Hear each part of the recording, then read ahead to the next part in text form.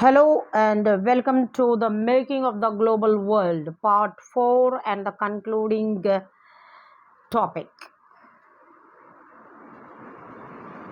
We have studied about the war period, the interwar economy, the Axis powers and the Allied powers, the world at the verge of destruction of men, money, material, different countries being dependent for capital, the post war period, the recovery, and US supplying financial assistance. London, before that, being the financial supplier. Now we shall study the period after the World War II. So let us once again discuss about the World War One. World War One Allied powers were Serbia, Russia, France, England, even USA joined at the later stage. On the Axis powers were the Austria, Turkey, Hungary, Germany, so on and so forth, Italy. We know the reason for the World War One. Archduke Ferdinand and his wife were going in a chariot. They were attacked by Bosnian Serb and Austria declared war on Serbia. First it asked for explanation and gave 48 hours time. Nothing worthwhile happened, and so war was declared on 28th June 1914. Attack happened. After a month, war was declared 28 July 1914. The war, destructive war, went on for 4 years, involving so many countries of the world. Britain, whoever were the colonies of Britain, they had to support Britain, and many more countries of the world directly, indirectly involved in this. The period from 1919, that is after the World War One, the League of Nations was established to see that another war will not happen, but it failed and another war happened. 1939, we know directly the immediate cause for the World War II was the attack on Poland we studied in Nazism. And from 39 to 1945, the biggest devastating war occurred, and the countries were so very affected due to economic crisis. We studied about the economic depression. After the World War II, now emerged two power blocks. One is the capitalist country America, and one is the communist country Russia. The world was divided into these two power blocks.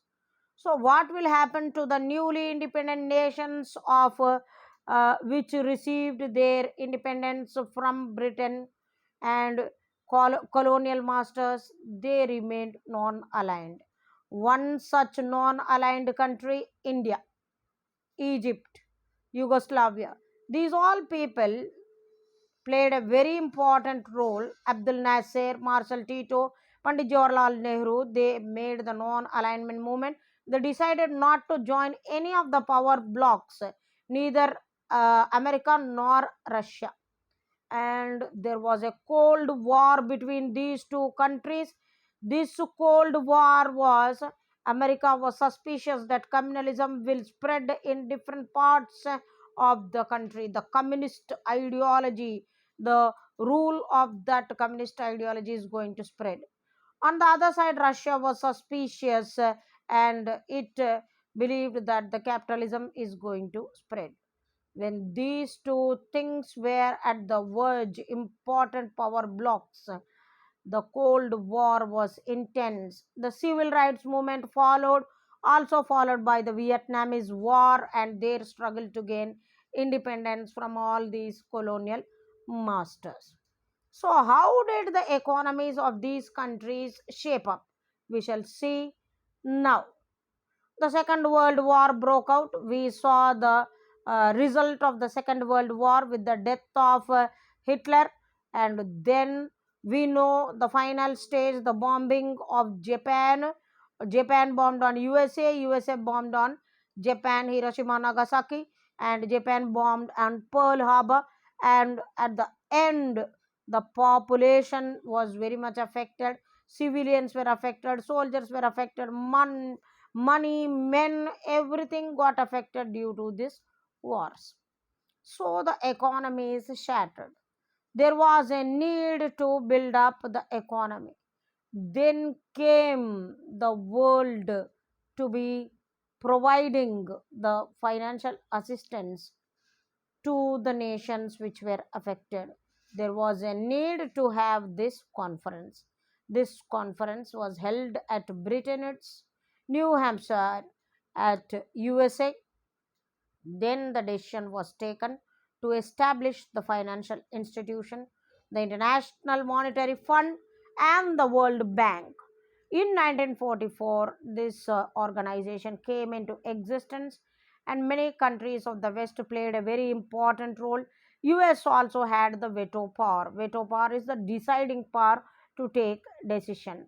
And what decisions were taken in this, we shall see.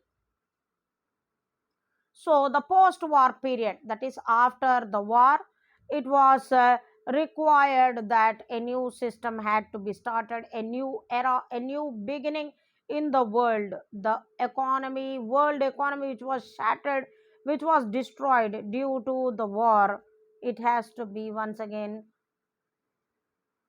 brought into form in the western industrial regions and also in Japan. Between 1950 and 1970, the world trade grew annually at 8%. Income also grew at nearly 5%. In most of the industrialized countries, thus, it shows that there was a stable nature. Now, the income is growing. So the world economy was rebuilding, and this was the post war era. Post means after the war era is the period. Thus, the main aim of the post war international economic system was to preserve the economic stability. There should be stability. This has to be brought about with full employment in the industrial world. Its framework was agreed upon at the United Nations Monetary and Financial Conference held at July 1944 at Bretton Woods in New Hampshire, and that is in USA. The decision was taken to build up this financial sector. The post war period wanted to make the settlement the lost economy should be rebuilt.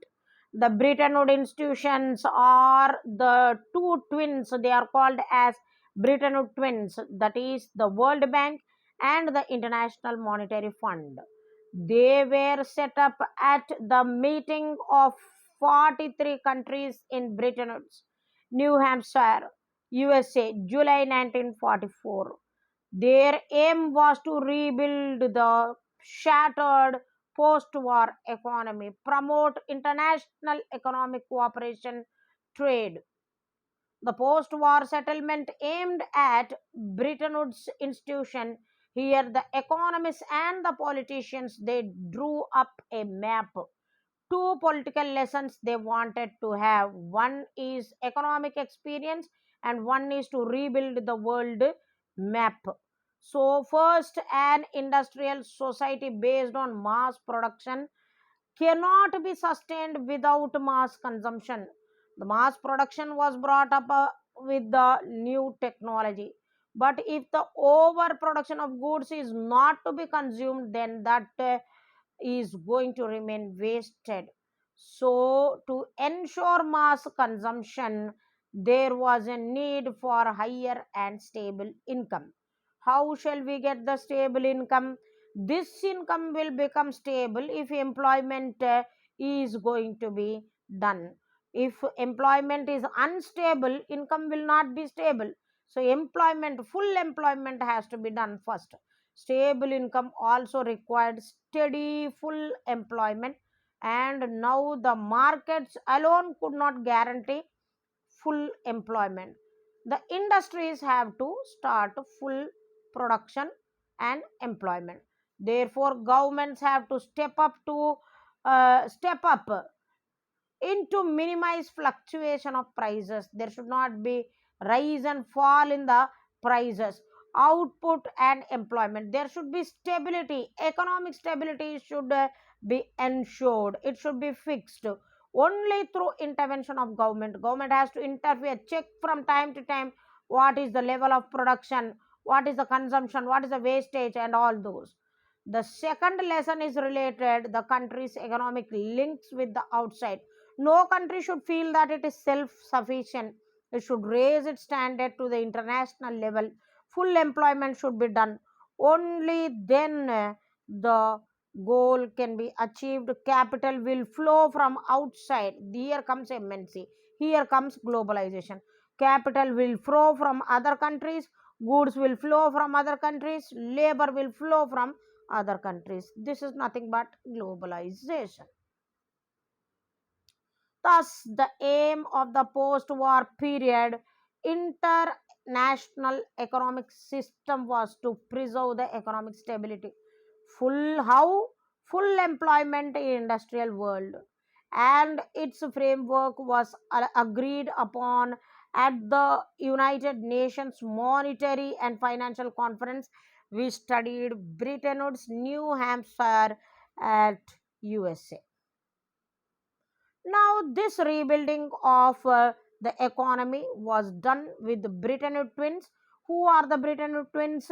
We studied International Monetary Fund and the World Bank.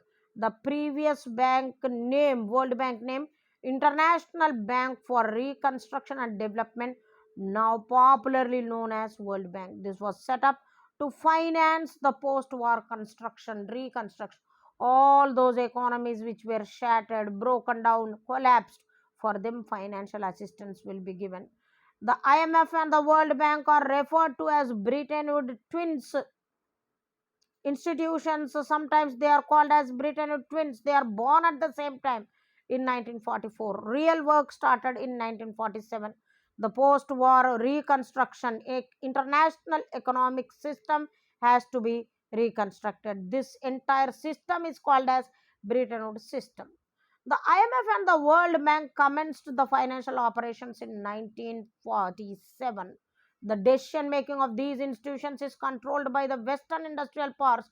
Here, US played a very important role, effective right of veto power. Veto power is the right to agree or disagree. Like in case the president has discretionary power in our country, when the decision is not decided, he will give his decision making authority.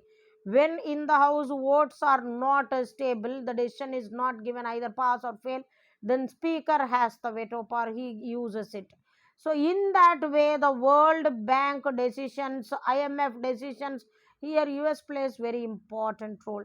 The international monetary system is a system which is linking national currencies and this monetary system. How does this happen? This is happening in the Bretton Woods system.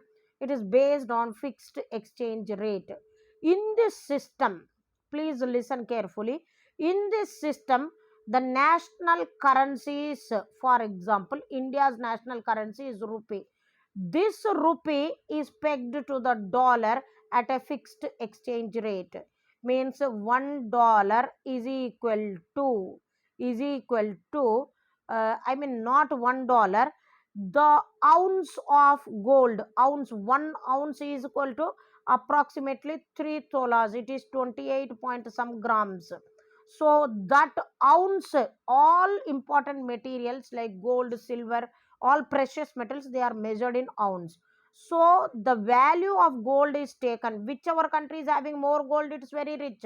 That's why gold reserves are to be maintained by the countries.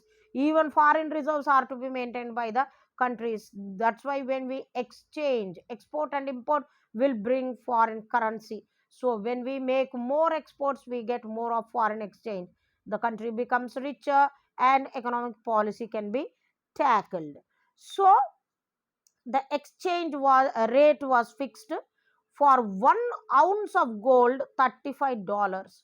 If we are able to have more gold, our rate, exchange rate, and economic stability will be more.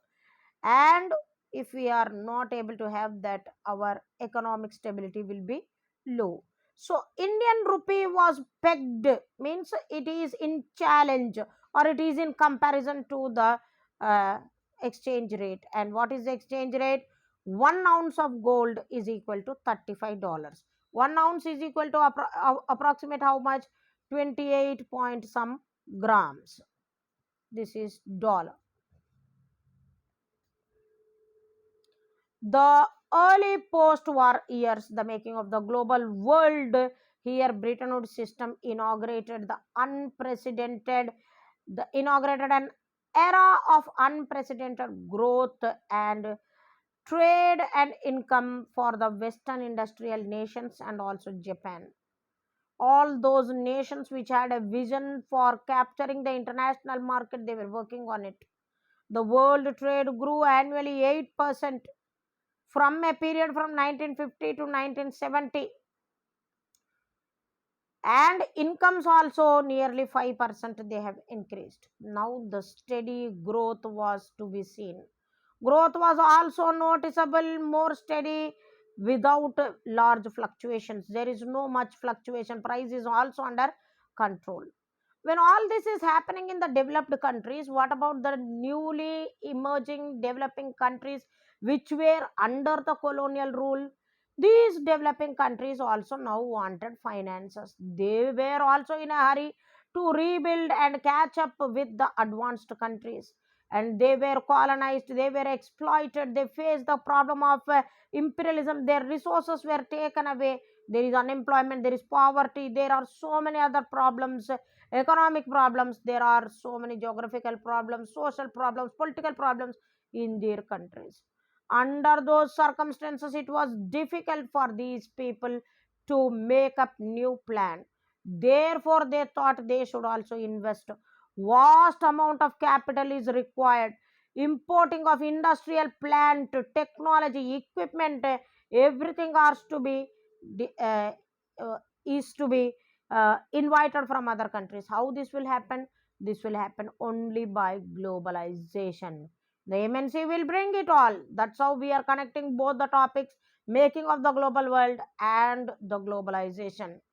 I hope my children you are able to catch up. Please text me if I am fast anywhere. I will surely explain. Now the decolonization, many countries they struggled for independence after the World War II, and they got independence.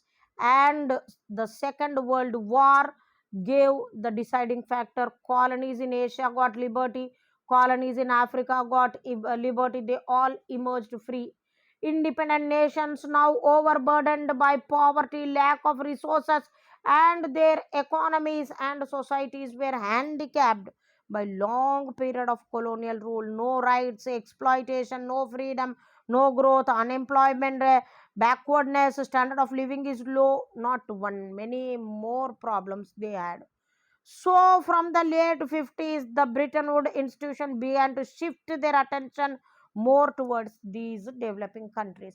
For them, financial assistance has to be given so that they restructure. So, decolonization and independence going hand in hand. So, many countries now became independent and they all emerged as new nation. New economy has to be built. These all were in a huge economic crisis, trouble, shortage of resources, capital is not there, industries are backward, roads are backward, infrastructure is not there, lacking basic amenities. They need to provide everything. Standard of living has to grow. People should be given with the basic amenities. For all this, they required money. During this initial stage, the Bretton Woods was not able to fulfill the demands of these new nations.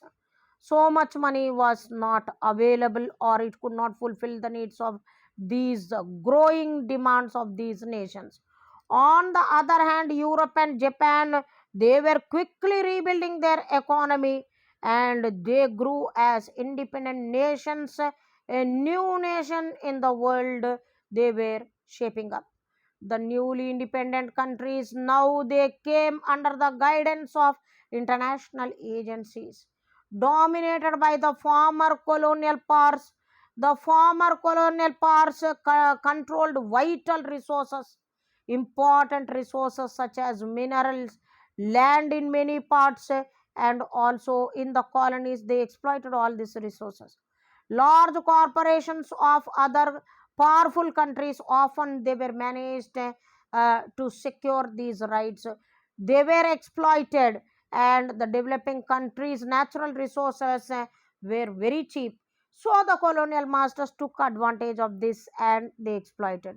Now it was time for these newly independent nations to look back and how to think a plan, draft a plan of prosperity and growth. There came a new organization. The name of the new organization is Group 77 or G77. This came up. Most developing countries they did not benefit growth, fast growth from the Western economies. They experienced in 1950s and 60s. Therefore, they themselves, all these nations under colonial rule, they organized themselves into G77. What is the G77? To demand a new international economic order. First, we need to understand what is G77. These are the nations, developing nations, which were once upon a time under colonial rule. Why did they form this group? They did not benefit much from the financial institutions. So they formed new international economic order. NIEO meant that a new system that would give them real control. Four controls they want now. One is real control on their own natural resources. They will not be exploited by other countries. They will be supreme. They will have sovereignty. The resources belong to them. More development assistance will be given to them. Other countries which were rich in technology, they should help them, assist them. Fairer prices for their raw materials. They should not be exploited. Raw materials should not be cheated by them. Fair price should be given and raw material should be taken. They should have better access for their manufactured goods and uh, developed countries market. They should have access, that is reachability, for the manufactured goods. They also should be able to buy the manufactured goods of the developed countries. There should not be trade barriers. There should be absolute movement of all this. These 4 points are very very important for the new international economic order. This brought about to the end of the Bretton Woods Commission and the beginning of globalization. This is how the third world countries, which were under the colonial rule, now they are stable, rapid growth is happening, and not all was well in the post World War period. From 1960s, the rising cost of the overseas involvement weakened the US. Other countries also are growing. When Russia was concentrating in the war, China grew. China invested so much on its development, it became a superpower. Brazil also was growing. India was also slowly emerging. So these all nations which did not have very important role in the war, they started concentrating on their economy. Now a finances, the US finances and the competitive strength, US is now facing a challenge with the other parts of the world. The US dollar now no longer commanded confidence of the world. The time dollar was fixed, dollar was pegged, it was compared to 1 ounce of gold, and that was $35. That was fixed exchange rate. But slowly the price of the gold was increasing, the value of the gold was increasing. It was told by economists that when Britain was shattered, the gold flow from India which went outside, that itself helped Britain to rebuild its economy. That's how eventually the fixed exchange rate had collapsed, and now the floating exchange rate or the flexible or the fluctuating exchange rate has come into existence. So, along with the value of the gold, the dollar's price also will increase and decrease. So, as whichever country is having more of gold reserves, that will be more economically prosperous. So, it is important for us to maintain gold reserves. It's also important for us to maintain the foreign exchange reserve. It is also important for us to maintain price stability. General price level should be stable. It should not be very high or low. We should control the inflation rate. Our GDP should be very high. We'll study all this in your economics classes in the plus 2. From the mid 1970s, the international financial system also changed in the important ways. Earlier, developing countries could turn to international institutions for loans and development assistance, but now they were forced to borrow from the Western commercial banks. These commercial banks came, Asian Development Bank, such kind of banks have come, and these commercial banks are now lending loans to the institutions. This led to the periodic debt crisis in the developing world and lower incomes and increased poverty, especially in Africa, Latin America, and the colonies which were there in Britain. So, what they should do? They should increase employment. How can they increase employment? They should ask for capital. That's how capital will flow. The international financial system changed in many ways. Earlier, the developing countries could turn to these Western institutions. Now they want to borrow from commercial banks, and the private lending is happening. Periodic debts are increasing, so they need capital. That capital will come from MNC, multinational corporations. They will identify the countries, Asian countries, rich in natural resources, rich in labor. In China, the labor cost was less. The payment which is made to the laborers is less. So that is a destination for the capital investment. In India also cheap labor is available. In Africa also cheap labor is available. So this MNC started moving to these places, and new economic policies they made, and the collapse of the same time Russia, which was a superpower, turned towards the war, and its communal impact decreased. All those countries which were under the USSR now split, and they became Russia and Commonwealth of Independent States.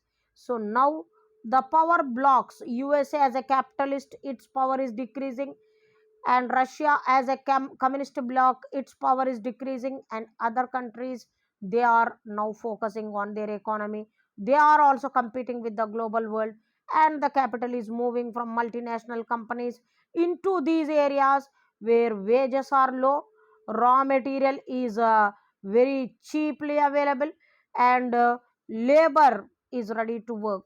When all these aspects are there, they became attractive destinations for investment. And then came the MNCs, multinational corporations. They came competed to capture the world market. We saw how the nations, these nations which did not uh, get the capital from the Britain twins, they wanted to make their own union and safeguard new international economic order. They wanted to safeguard their natural resources, better prices, better access to the international market, and that brought to an end to the US and the Britain institution and its twins, World Bank, and also the International Monetary Fund. Dollar now could no longer maintain the value of the in relation to the gold. Gold became more powerful, and the fixed exchange rate collapsed, and in its place came the fluctuating exchange rate. Now the industry was reallocated to low wage industries. Wherever wages are low, multinational companies went in search of those, identified those nations, and capital flew from those countries, rich countries, to poorer countries. In the last 2 decades, world economic geography had been transformed, and the countries such as India, China, Brazil have undergone rapid transformation. Their GDP slowly increased, and the capital started moving in, technology started moving in, and one company having its stationing, designing, capital, technology, labor, investment, assembling, advertising, call center, different destination. Company is one, brand is one. In this way, MNCs are connected to the global world.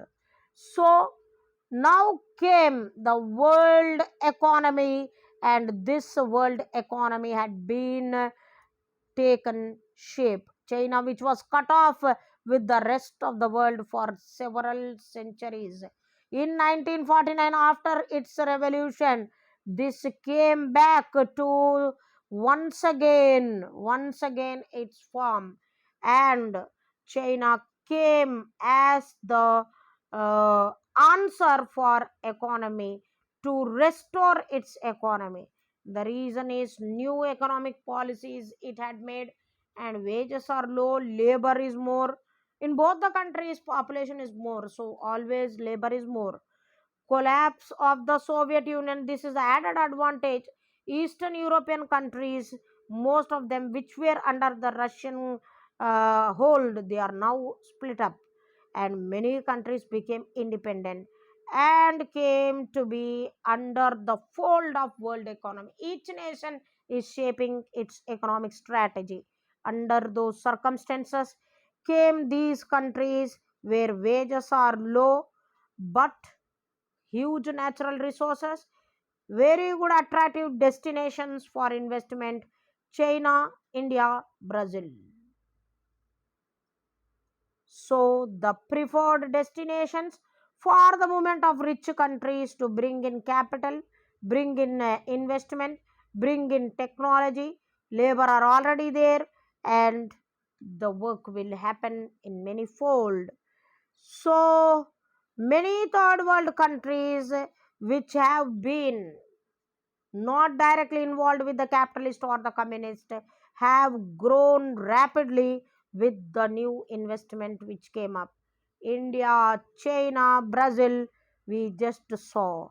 That is how a global economy is made, a global world is transformed. In the West, it is US, in the East, it is India, the making of the global world. I hope you followed. Thank you, dear children. Any queries, please text me. Thank you so much. God bless you all. That brings an end to the making of the global world. We shall come up with the next two topics, and that will bring to the end